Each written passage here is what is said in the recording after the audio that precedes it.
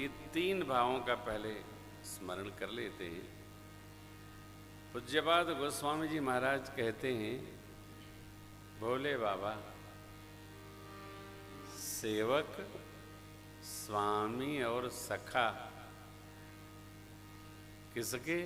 CAP के, यानी श्री राम प्रभु के सेवक भी हैं, स्वामी भी हैं और सखा भी हैं। एक ही स्वरूप में ये चारों संबंध उपस्थित है। कौन? अतो दीनों के स्वामी, दीनों के भाई, दीनों के तात। और ठीक वही इष्ट देव में सेवक।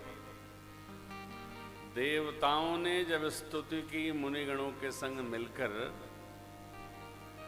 तो वहां ये वर्णन नहीं है कि ब्रह्मा जी और शिव जी भी अवतार लेंगे,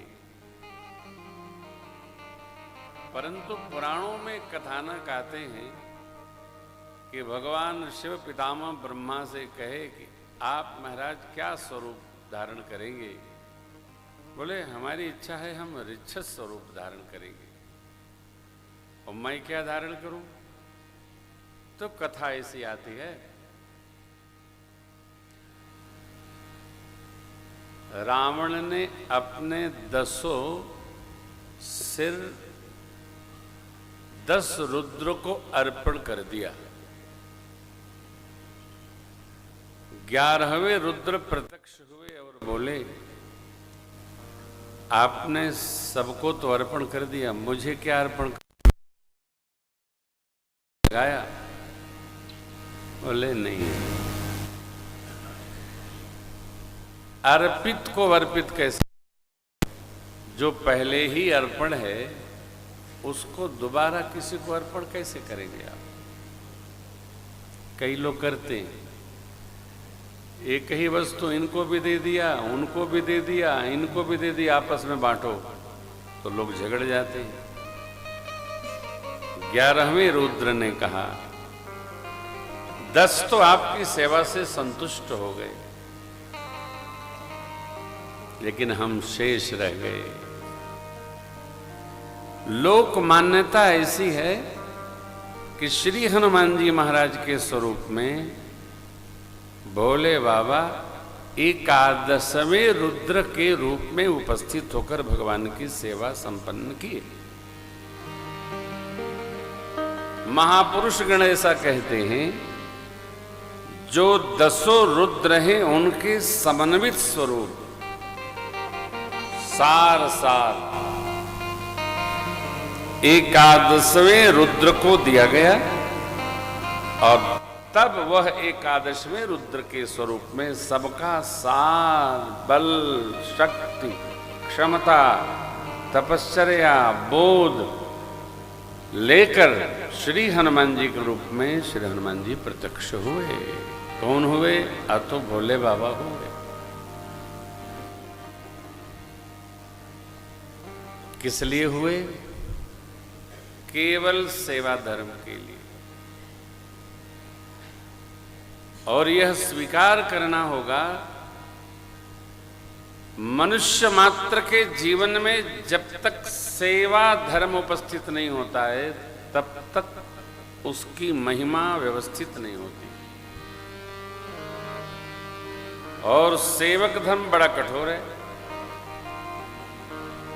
भैया भरत जी कहते हैं, जब तीर्थराज प्रयाग के क्षेत्र में प्रविष्टि हुई, गुरुदेव भगवान का रथ चला, माताओं की डोली चली,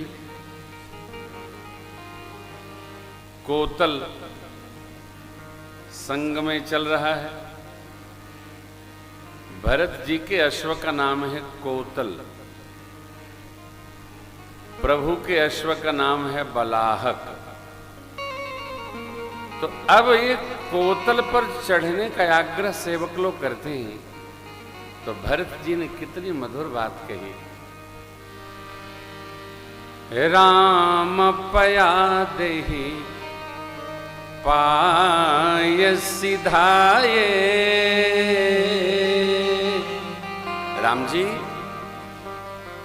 जहां तक रथ से प्रभु आए वहां तक तो हम मां की आज्ञा मानकर रथ से आ गए। यहां से प्रभु पैदल पैदल, हम कहाँ रथ गजबाज बना। हमारे लिए हाथी घोड़ा ये पालकी ये व्यर्थ है। क्यों है? जो सुख, जो आश्रय साधन का मेरे स्वामी ने नहीं लिया, उसको हमको लेने का अधिकार नहीं है। इसलिए भरत जी कहते हैं, सिर भर जाऊं उचित यश मोरा, सिर भर जाऊं उचित यश मोरा, सब ते सेवक धर्म कठोरा, सब ते सेवक धर्म कठोरा, सब ते सेवक धर्म कठोरा।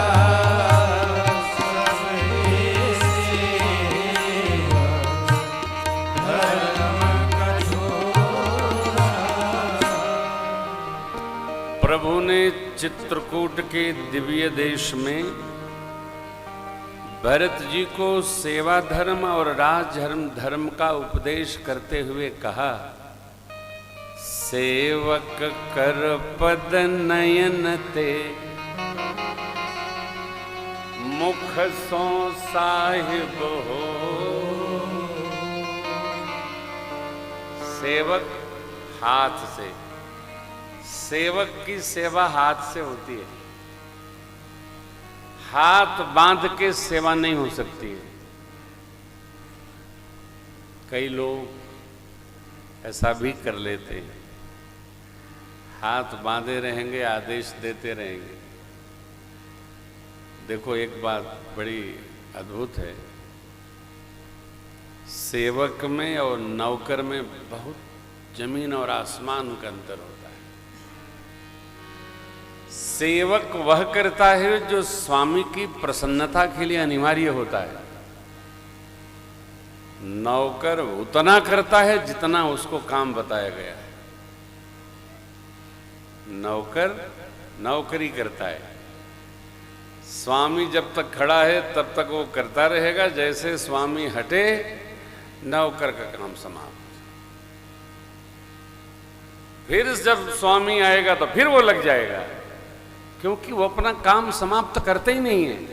नौकर है ना, जानता है कि यदि ये काम समाप्त हो गया तो दूसरा बताया जाएगा।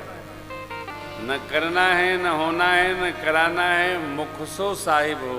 साहब का काम है बता देना, होए कि न हो उसको उसकी कोई चिंता नहीं।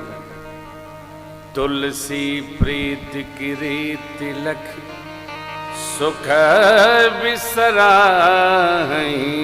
सो। ये धर्म है। सीएपी के सेवक कौन? श्री हनुमान जी महाराज।